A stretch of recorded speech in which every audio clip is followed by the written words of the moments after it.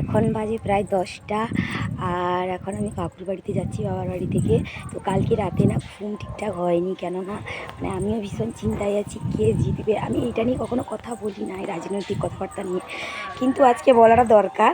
তো একজনকে জিজ্ঞেস করি যে কে জিতবে, চলো একজনকে দেখাই। কে জিতবে বলো, মোদি না দিদি? আমি বলবো না। তুমি বলবে না? বলবে কি বলবে না? বলবো না। মানে তুমি বুঝতে পারছো না কে জিতবে? না। এই হচ্ছে নাটের গুরু।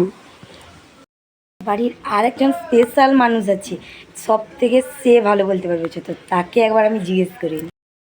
ভুলু, তোর কি মনে হয় কে জিতবে?